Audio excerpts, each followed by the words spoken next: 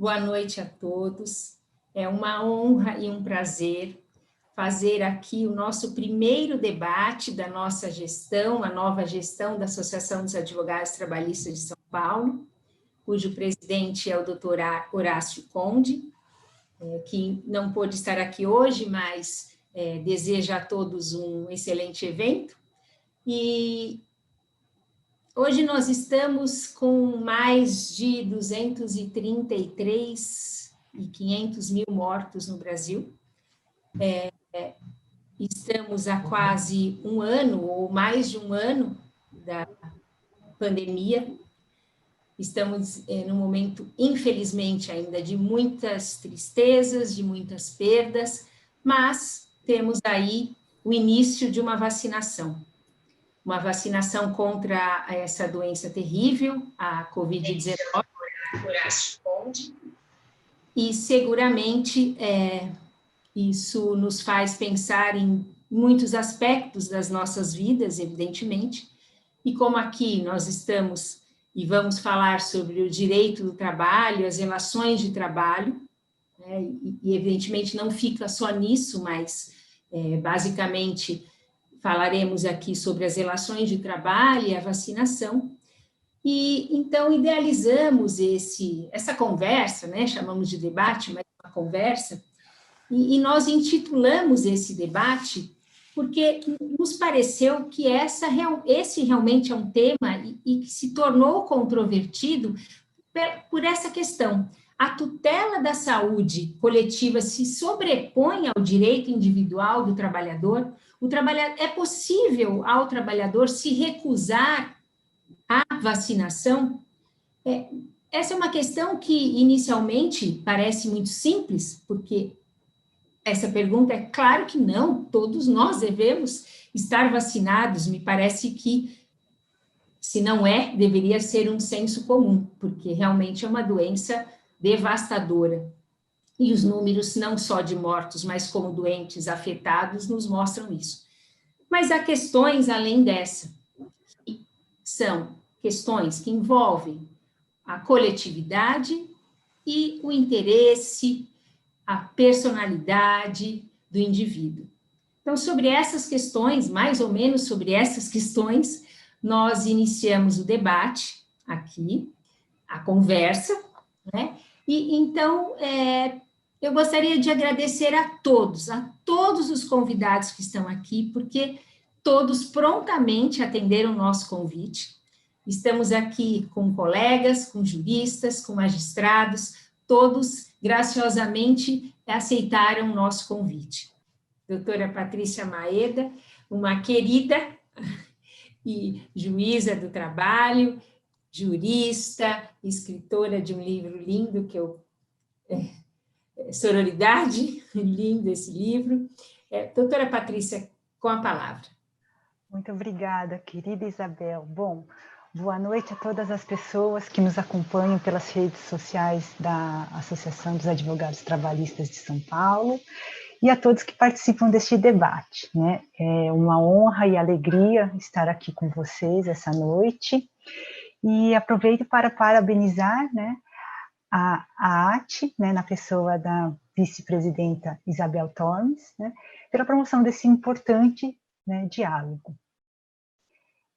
A pergunta é muito, enfim, ampla. Eu acho que a pergunta proposta, né? Bom, o tema é o uso emergencial da vacina contra a Covid-19, a tutela da saúde coletiva se sobrepõe ao direito de recusa à imunização? Eu acho que a pergunta ela é talvez um pouco mais ampla, né, do que a questão de pensarmos, enfim, eventual justa causa, né? Então, e também acho que envolve algumas outras questões, inclusive mais ou menos no sentido do que já vinham falando a doutora Adriane e o doutor Euclides, né? Então, eu gostaria de fazer algumas considerações antes, né? Primeiro, eu fiquei pensando, né? Puxa, estamos falando do trabalhador, né? Então, imagino que essa pergunta se dirija a respeito, assim, se o próprio empregador pode exigir essa vacina, né, essa imunização do seu empregado. Imagino que seja essa a premissa, né? Bom, e realmente foi uma pergunta bem, enfim, difícil para mim, né, para eu resolver, e acho que não tem uma resposta pronta, mas eu acho que o doutor Euclides tem razão. A gente só vai poder tratar disso assim, um pouco mais adiante, porque a gente tem algumas premissas que ainda não estão verificadas, né? Bom, a gente sabe que as vacinas ainda estão, elas estão apenas aprovadas para uso emergencial, elas ainda estão em escassez no mundo todo, né? Então, quando a vacina chegar de uma forma ampla e restrita, eu acho que a gente vai poder, talvez, discutir mais casos concretos, né? Porque, por enquanto, eu acho difícil disso se colocar como uma questão para além, né, de discussões, sei lá, em tese, né? Mas eu fui procurar saber com alguns contatos, né, como é que essa questão estava se dando nos países onde a vacinação está um pouquinho mais adiantada, né? Então, eu consultei, mas assim, não fiz uma consulta de juristas, né? Eu consultei amigos, amigas, né? Na França, no Canadá, em Portugal e na Holanda, né? Em nenhum desses países, o Estado, não estou falando de empregador, né? O Estado obriga aos seus cidadãos e cidadãs a se vacinarem, né? Então, a vacinação não é obrigatória nesses países, né? O que não significa que ela não seja amplamente, né, divulgada, incentivada, né? Uma rede de informação bem consistente, né? Mas que sim, existem parcelas da sociedade que não querem se vacinar.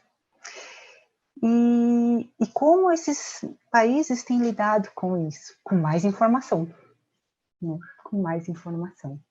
Inclusive, no Canadá, na província do Quebec, houve uma consulta ao ao Comitê de Ética da Saúde Pública, se a vacinação dos profissionais de saúde deveria ser obrigatória, né? Porque, enfim, obviamente, eles estão muito expostos e eles também são muito importantes porque estão na linha de frente, né? E a conclusão desse comitê foi de que não se justificaria tal obrigatoriedade, né? Que precisaria, né, tirar todas as dúvidas, continuar incentivando, mas que isso fazia parte de uma esfera, né, muito embora seja uma questão de saúde coletiva, se tratava de uma esfera individual. A decisão se tratava de uma esfera individual. A adesão de todos é sempre procurada, mas a partir de um convencimento, né? E aí a gente passa para o Brasil. No Brasil, quando a gente fala de vacinação obrigatória, eu acho que sempre vem à mente a revolta da vacina e as pessoas ficam um pouco apavoradas, né? Pensando que vão ser vacinadas, né? Quando abrir a porta vai vir alguém com uma seringa e tum, né? Aplicar uma vacina. Não se trata disso, né? Quando estamos falando em vacinação obrigatória ou compulsória, estamos falando de uma vacinação que é recomendada para todos, né? E a opção de não tomar vacinas terá alguma consequência jurídica, né? Não estamos falando, portanto, de vacinação forçada, né? Porque isso daí fere a integridade física das pessoas. Temos que deixar isso muito claro, né? Só que antes de chegarmos, né, nesse mundo, né, nesse contexto em que nós vamos realmente discutir se o empregado, né, ele tem a opção ou não de se vacinar, antes disso a gente tem que enfrentar algumas questões fáticas, né? Antes disso, bom, a obrigatoriedade da vacinação. No Brasil, ela pode sim ocorrer, né? há previsão na lei, né, lá na lei de 75, que fala do Plano Nacional de Imunização.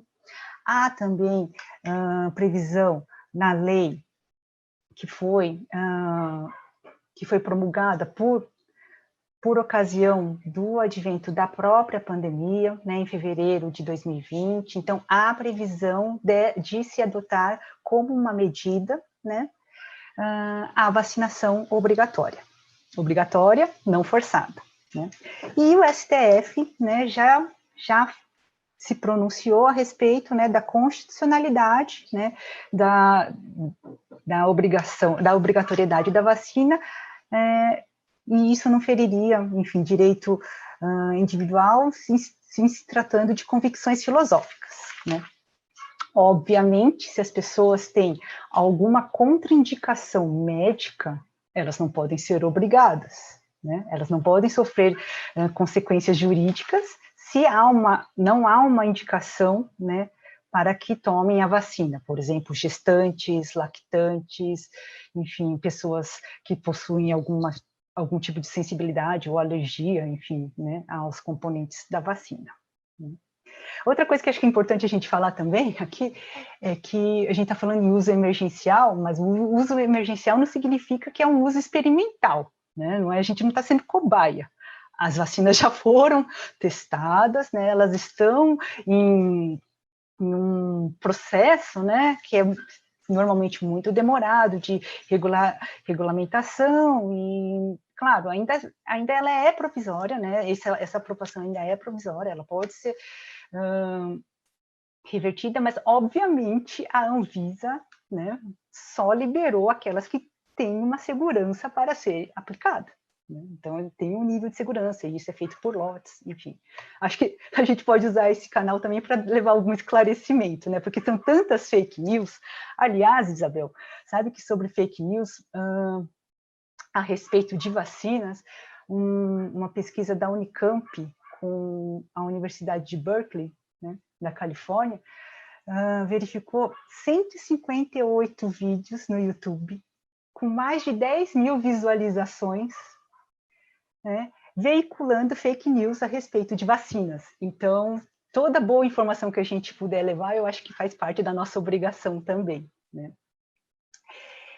E a gente tem que lembrar que, infelizmente, nós fomos qualificados como o pior país do mundo no combate à pandemia, né, por um instituto da Austrália, né, um grupo de pesquisas da Austrália, e isso mostra o quanto não é pouca coisa a gente levar boa informação, né?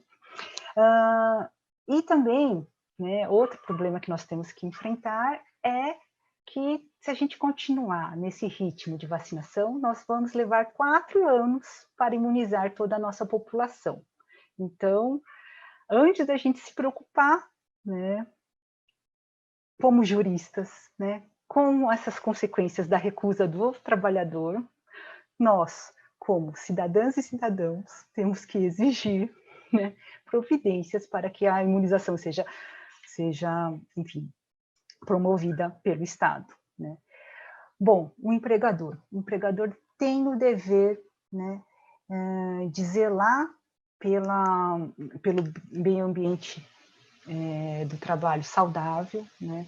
Portanto, é um problema, né, se, havendo a possibilidade, né, de tomar a vacina, ainda assim o trabalhador se recusar e contaminar os demais trabalhadores no mesmo ambiente de trabalho.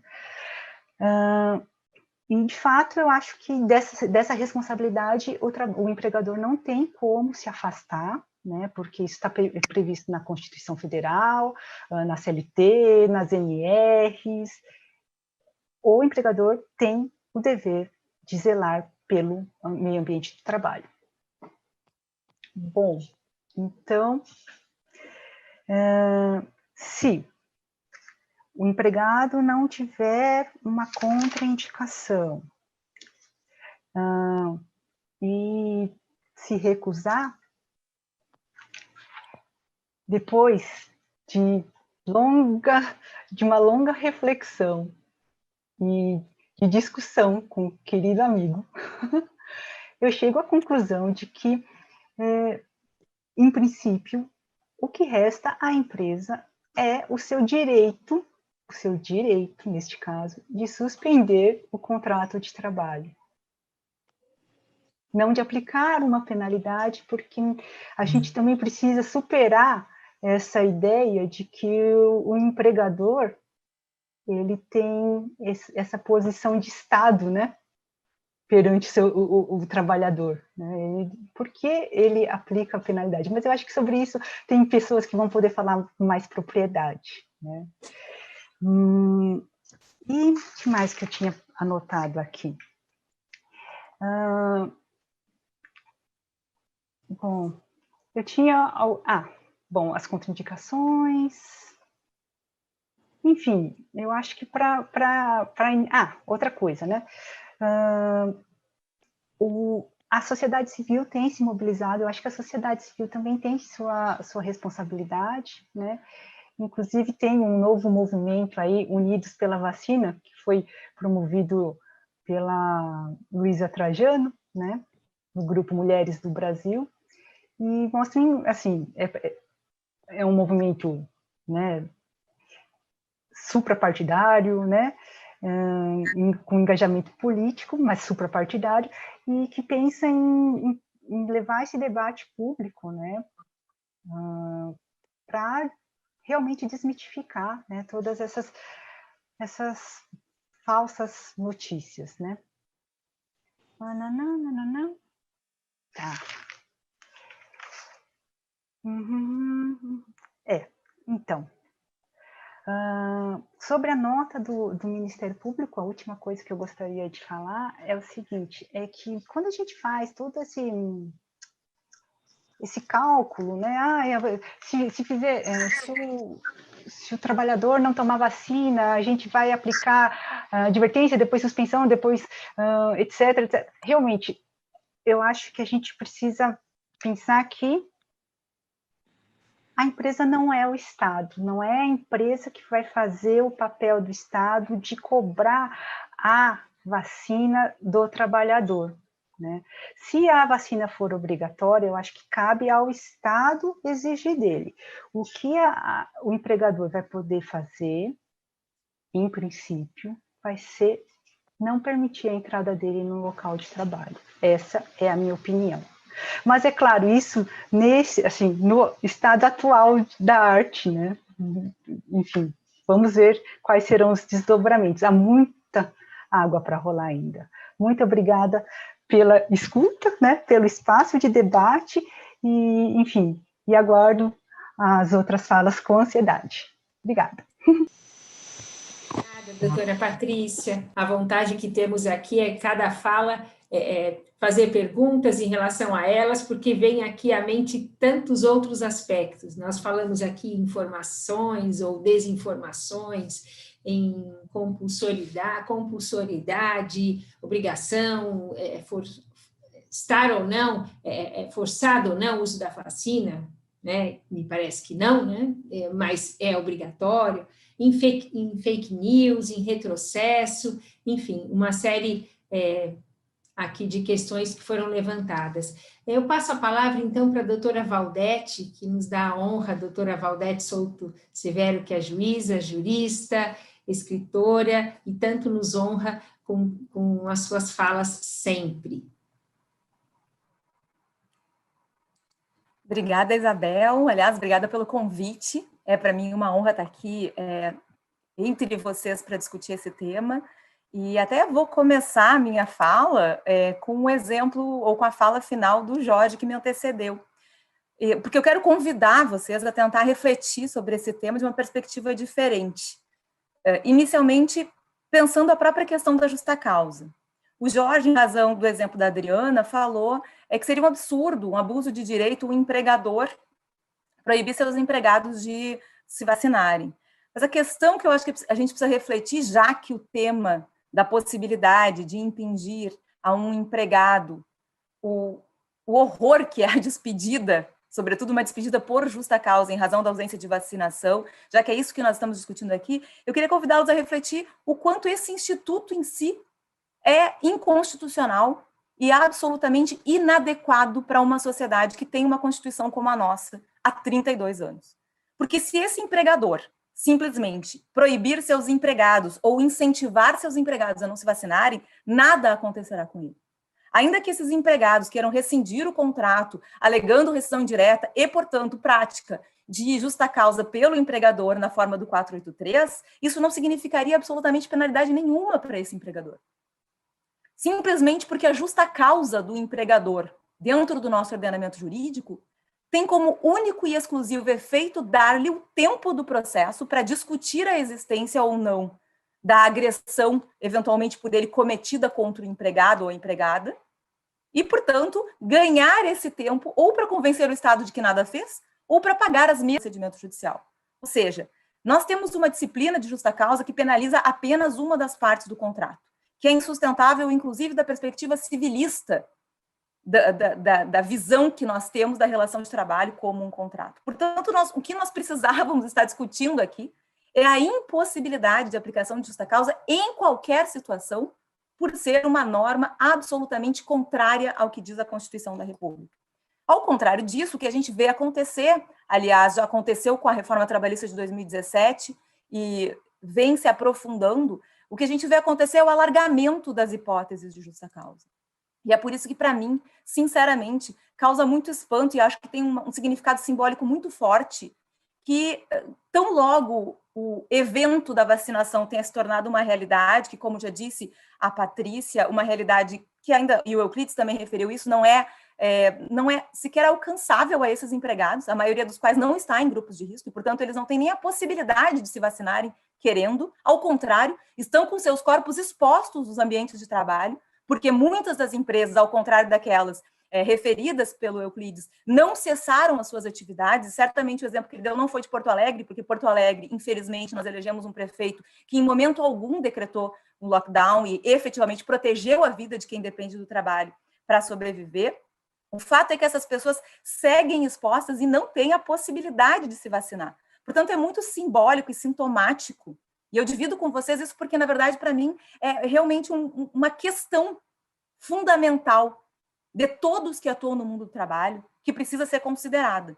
É muito simbólico que a nossa primeira perspectiva, inclusive do Ministério Público do Trabalho, mesmo que tenha na nota técnica indicado outras saídas ou um longo caminho, diga-se de passagem, não previsto em lei, de gradatividade, de pena que a CLT não prevê, para que se chegue até ao ponto extremo de uma despedida por justa causa, é extremamente grave que a primeira perspectiva que nós tenhamos é justamente a da penalização do empregado na aplicação de uma regra que não tem correspondência para o empregador. E, em vez disso, não estarmos construindo alternativas que não tenham essa perspectiva punitivista. Para mim, sinceramente, isso revela o nosso adoecimento social diante desse flagelo que é a pandemia. Eu quero dizer para vocês que, evidentemente, eu também tomarei qualquer vacina que estiver disponível quando chegar a vez de vacinar. Eu perdi pessoas próximas, eu tenho pessoas muito próximas que não tratamento para outras doenças em função da pandemia. Então, eu não tenho dúvida nenhuma que a recusa em se vacinar, tanto quanto o ato de furar a fila para vacinar-se antes dos demais, é em larga medida decorrência desse adoecimento social e, é claro, de uma campanha pública feita por quem ocupa o posto, o mais alto posto do Poder Executivo no nosso país, contra a vacinação. Então, eu não estou justificando, mas eu consigo compreender dessa perspectiva do adoecimento psíquico que existam pessoas que estejam com medo da vacinação. O que eu acho que é o mais importante é que nós pensemos que isso precisa ser analisado dessa perspectiva, da perspectiva de uma sociedade adoecida, que elegeu um discurso de violência em 2018, que não consegue assumir como prioridade saúde e educação públicas. Houve um exemplo, inclusive, dado pelo Euclides sobre o retorno da tuberculose como uma doença que já havia sido erradicada e que retorna. Por que retorna? Porque não há investimento público na saúde, porque não há investimento público na educação e, portanto, no desenvolvimento científico de métodos de prevenção contra esse adoecimento. E é sobre isso que nós tínhamos que estar falando, e não sobre a possibilidade de aplicar pena aos empregados que eventualmente se recusarem. O que nós precisamos, portanto, é de uma campanha pública, isso foi dito pela Patrícia, de uma campanha pública, inclusive patrocinada pelos empregadores. E aí eu questiono, senhoras e senhores, por que nós não estamos aqui discutindo a possibilidade de exigir, inclusive, desses empregadores que façam campanhas, que apoiem financeiramente o Sistema Único de Saúde, porque, afinal de contas, muitos deles, há pouco tempo, se disseram com poder financeiro suficiente para adquirir vacinas e veiculá-las de forma privada. Portanto, se há esse aporte financeiro, que seja utilizado no Sistema Único de Saúde e que sejam promovidos atos efetivos para estimular as pessoas a irem se vacinar. Até porque qualquer tipo de penalidade, seja a despedida por justa causa, seja a suspensão do contrato, seja o que for, não vai incentivar esse sujeito, essa pessoa, a se vacinar. Portanto, o efeito coletivo, que é o argumento que supostamente está por trás dessa ânsia punitiva contra os empregados, não vai ter o efeito prático que nós esperamos. Alguém num país de 14 milhões de pessoas desempregadas, que perderam o seu emprego com alegação de justa causa, ou mesmo de forma imotivada, como infelizmente nós ainda admitimos, apesar do texto do inciso 1 do artigo 7º da Constituição, não vai se preocupar em ir ao primeiro posto de saúde se vacinar. Terá de se preocupar em arranjar um novo trabalho para sobreviver. Não nos esqueçamos, emprego no Brasil é condição de sobrevivência física. Portanto, quando nós estamos falando em despedida, nós estamos falando na possibilidade de deixar uma pessoa ao desamparo, de sorte a não ter condições de pagar supermercado, pagar o aluguel. E, no limite, nós estamos condenando essa pessoa ao adoecimento e à morte, sim, porque essa pessoa depende de receber salário para poder alimentar a si e aos seus familiares, para poder viver com o mínimo de decência. Portanto, a minha posição aqui, e eu entendo e respeito a análise, a necessidade de análise do caso concreto, entendo que o nosso corpo é um território político e, portanto, não é uma decisão individual tomar ou não vacina, e acho que isso tem que ser enfrentado no nível da cultura, no nível da educação, no nível do convencimento, na linha do que a Patrícia falou, mas a minha posição aqui é de absoluto rechaço e espanto com a possibilidade, com o nosso primeiro caminho pensado ter sido justamente o de criar uma nova hipótese de justa causa, quando nós deveríamos estar discutindo a total incompatibilidade dessa regra com a ordem jurídica em que nós estamos. E, para mim, senhoras e senhores, isso significa que nós somos realmente uma sociedade ainda atravessada por uma lógica escravista, uma lógica de senhor escravo, porque nós não estamos gastando a nossa energia, o nosso tempo, para pensar em como convencer ou estimular os empregadores a atuarem em prol de uma campanha pública de vacinação. Nós não estamos pensando em como responsabilizar o Estado por sua inércia criminosa e por sua campanha contra a vacinação nesse 1 ano que nos separa do início da pandemia no Brasil e que já ceifou a vida de mais de 233 mil pessoas e que fez milhões de pessoas contaminadas, muitas das quais estão lidando com sequelas que são desconhecidas ainda e que não têm um tratamento que possa ser eficaz como nós gostaríamos. Nós não estamos colocando a nossa energia nisso. A nossa energia está colocada da perspectiva da punição exclusivamente de quem vive do trabalho, numa sociedade em que ou a gente trabalha ou a gente morre de fome. Então, a minha posição é muito clara. Não é hipótese de justa causa, não pode ser tratada sob essa perspectiva, não é uma questão que o direito vai resolver, é uma questão que precisa ser resolvida no âmbito, sim, dos deveres fundamentais, tanto do Estado quanto dos particulares, mas, sobretudo, no âmbito de uma conscientização, de uma campanha pública de educação da população brasileira sobre a importância da vacinação, porque nós estamos vivendo, na verdade, uma situação em que nós estamos lutando pelo prosseguimento da vida humana na Terra. É disso que nós estamos falando. E isso precisa ser dito, isso precisa ser discutido em todos os fóruns. E isso passa por outros caminhos, que não guardam absolutamente nenhuma relação com a penalização dos empregados. Aliás, o que eu acho que nós devíamos estar discutindo aqui é a exigência por parte do Estado de uma norma minimamente decente que proibisse qualquer tipo de despedida enquanto durar essa crise sanitária e econômica profunda que nós estamos enfrentando. Obrigada pela atenção de vocês e vou seguir aqui até o meu limite de tempo, acompanhando as demais falas. Estamos caminhando ao final. Eu gostaria, então, de chamar o Dr. Jorge Luiz Souto Maior, aliás, muito citado aqui pelo seu texto, que realmente é muito bom, como tantos outros. Sua palavra, Dr. Jorge. Muito obrigado, Isabel. Agradeço imensamente o convite de estar aqui dividindo esta sala com todos vocês. Ouvi atentamente todas as manifestações, aprendi muito, achei muito ricas, né? Muito bem fundamentadas as posições. Então, a ATE está de parabéns, não só pela organização do evento, pela escolha das pessoas que falaram, né?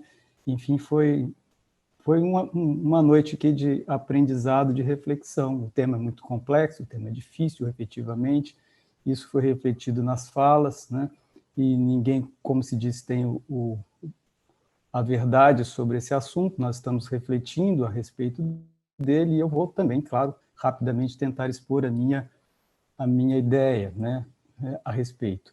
O Dr. Euclides falou de forma bastante pertinente, né, que esse é um avanço, né, de um tema que nós estamos muito longe da ocorrência do fato, né, e até a Patrícia sugeriu, a partir da fala do Euclides, que nós deveríamos, como a Valdete também destacou, deveríamos conversar outras coisas, né, não isso, exatamente por tamanha distância que nós estamos desse momento. De todo modo, é relevante, sim, a mim me parece, falar a respeito, porque nós estamos passando por um momento histórico em que nós estamos sendo colocados diante de desafios, né? Desafios do ponto de vista da produção do raciocínio. Então, nós estamos sendo colocados em teste a cada instante, né? Com a nossa capacidade de refletir do ponto de vista não só do direito, né, mas da lógica democrática, da questão do humanismo, da solidariedade, traduzir em concreto, né, essas expressões, esses valores, um tanto quanto abstratos, né, e neste momento histórico nós precisamos muito, né, de uma linha de raciocínio, de ficar firmes, né, em alguns preceitos, porque senão depois nós seremos conduzidos, né, a uma perda da racionalidade, né, porque essas tensões, elas conduzem a isso, né. Então nós temos que tomar muito cuidado, é muito importante refletir sobre tudo e tomar muito cuidado, né, cuidado inclusive para não sermos invadidos por lógicas que nós contrariamos, né, pelo menos eu, né, no sentido contra o autoritarismo, contra as visões, digamos, antidemocráticas, com as visões que dizem respeito a um mundo que preconiza o ódio, né? Então, nós precisamos ter muito cuidado, né? Por isso que eu queria dizer. E eu queria refletir, né, com vocês, sobretudo com aqueles que consideraram a justa causa possível, embora todo mundo que considerou a justa causa possível, considerou, entre aspas, né, com muito cuidado, que se diga, ninguém foi assim, né, justa causa, muito bem, mas percebam, o cuidado ali que se colocou, ou a justificativa maior, é a saúde no meio ambiente de trabalho, uma pessoa lá no meio ambiente de trabalho não vacinada, colocando em risco a vida de todas as outras pessoas, né? Isso foi dito nessa perspectiva, né? E o Lívio disse, ainda chamou essas pessoas de negacionistas e tal, mas perceba, se a lógica é esta, gente, as empresas não poderiam estar funcionando hoje, porque não tem ninguém vacinado no ambiente de trabalho. Quantas pessoas estão vacinadas no ambiente de trabalho? Nenhuma. Então, por que uma não vacinada num ambiente de 500 vacinadas passa a ser um problema desse tamanho que nós estamos discutindo aqui? Olha, se esse é um problemão, o problemão está dado antes, muito antes, o problema está agora, com 500 pessoas lá na fábrica, todas elas sem se vacinar. Percebam como que se dá a um fato que nós estamos hipoteticamente tratando dele, uma relevância que não corresponde à relevância que deveríamos estar dando ao momento atual, em que as pessoas estão sendo colocadas em alto risco, né, no ambiente de trabalho. E perceba, sem que os empregadores, como disse muito bem a Luciana, cuidem efetivamente do meio ambiente de trabalho, né, sem a atuação da Auditoria Fiscal do Trabalho, que foi, né, tolhida, né, do ponto de vista da atuação fiscalizatória no presente momento. Enfim, Mas também foi falado aqui muito sobre o ponto de vista da vacinação, que as pessoas são proibidas de viajar, tem carteira de vacinação e tudo mais, e que há limitações aos direitos individuais das pessoas por conta da ausência da vacinação. Mas isso tudo diz respeito aos cidadãos e às cidadãs genericamente considerados.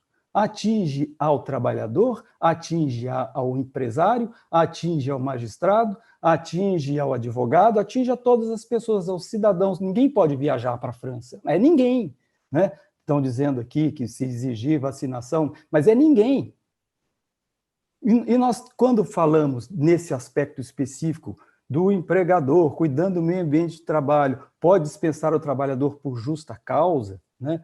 Nós estamos usando o exemplo de uma generalização do ponto de vista dos cidadãos como um todo para atingir uma esfera específica da população. O trabalhador empregado, né? Aquele que tem carteira assinada que está lá na empresa, que vai sofrer as contingências de não se vacinar por um ato de autoridade do privado e não do setor público. Porque, do ponto de vista da decisão do Supremo Tribunal também aqui definida, pode ser obrigatória por lei que não existe ainda vacinação, mas os efeitos têm que atingir a todos os cidadãos e todas as cidadãs que, eventualmente, não se vacinem na perspectiva de igualdade. Esses efeitos todos que o Renato disse aí do ponto de vista jurídico não podem ser aplicados aos trabalhadores sozinhos. Tem que ser aplicado, por exemplo, ao advogado que eventualmente se recuse a vacinar, seja excluído da ordem, né? Seja aplicado o juiz que se recuse a assinar, seja excluído, né, da magistratura. Seja aplicado ao político que se recuse a vacinar e, portanto, perca o seu mandato. Então, perceba, se a lógica é punitiva e de excluir as pessoas do meio social, ou punir, como sugeriu o livro do ponto de vista penal, que isso atinge a generalidade das pessoas. Mas aí a gente tem que refletir, mas será que é isso mesmo que a gente quer? Né? Esta lógica punitiva, excludente dos meios sociais, porque do ponto de vista, porque o que a gente quer não é isso, o que a gente quer é a vacinação, a gente quer superar a pandemia. E para superar a pandemia, nós precisamos que mais pessoas se vacinem. Nós não precisamos de mais gente nas cadeias. Nós não precisamos de mais gente desempregada. Nós não precisamos de mais gente proibida de exercer a sua profissão. Nós não precisamos de mais caos social. Nós precisamos de solidariedade, Renato, na perspectiva inclusiva e não de exclusão, né? De chamar as pessoas, de convencê-las e não de expressar ódio, e não de chamá-las de negacionistas. Nós precisamos, escuta, está errado, não é assim. Nós precisamos de um convencimento que leve as pessoas a um projeto de sociedade que possa ser crível por todas as pessoas. E vejam, estão falando aí de punir o trabalhador porque se recuse a vacinar, até por medo incentivado pelo presidente da República, mas não estou vendo ninguém falando aqui de punir o presidente da República. Então, perceba, é muito fácil, né, muitas vezes, na lógica jurídica, pegar o já historicamente fragilizado e condená-lo, né, e aplicar a ele mais uma pena, sendo que, no caso concreto, é uma pena a partir de um poder a mais conferido a um empregador, que não é historicamente esse empregador que tem essa responsabilidade social que diz que tem, como disse muito bem a Luciana. E, ademais, gente, né, essas pessoas, né, múltiplas que se recusem a vacinar, punidas, excluídas do meio social, elas não se vacinando, os problemas se multiplicam, persistem, como disse Valdete, né, e a vida desses trabalhadores também importam. De todas as pessoas importam. A gente não pode abrir mão de ninguém, não solta a mão de ninguém, não é assim? Então, nós não podemos soltar as mãos daquele que não quer se vacinar porque tem medo ou por uma questão ideológica, se agora você está desempregado, vai para as ruas, né? Ou vai preso.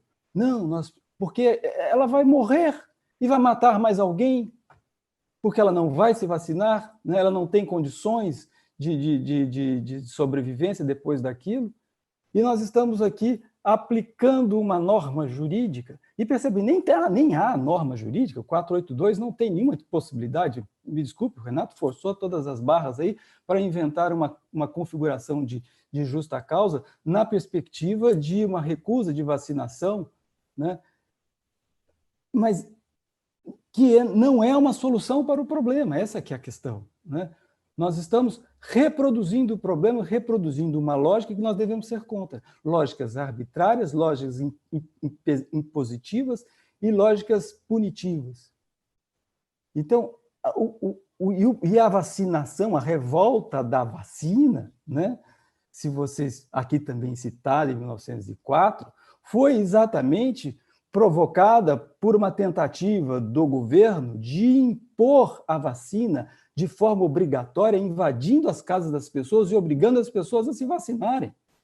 A vacina já era obrigatória contra a varíola no Brasil desde 1847, mas nesse momento histórico ali, em 1904, se pretendeu fazer de uma forma mais agressiva, e essa forma mais agressiva gerou uma reação popular em todos os níveis, desde monarquistas, militares, operários, estudantes. No final de contas, foram 900 e tantas pessoas presas, 600 e tantas deportadas, 30 mortes nas revoltas. Então, não foi uma revolta assim, não queremos vacinar. E o efeito disso foi o governo retirar a obrigação da vacina, dado o caos gerado. E tirando o efeito da vacina, o que se tinha como resultado já vindo, e assim que os historiadores apontam, que a vacinação, mesmo sendo obrigatória, mas sem ser exigida dessa forma, ia indo bem, muito obrigado. E depois dessa confusão toda, não teve mais vacinação. A vacina foi interrompida. Então, nós estamos citando o dado histórico, inclusive, errado, para justificar que agora temos que impor a vacinação. Nós temos que convencer, né, as pessoas que a vacinação é importante mesmo. E este convencimento, nós não podemos abrir mão, né, deste convencimento, desse poder de convencimento, porque se o conhecimento não for suficiente para romper o ódio e a ignorância, não será com força, com novo ódio e com nova ignorância que nós vamos sair vitoriosos dessa luta.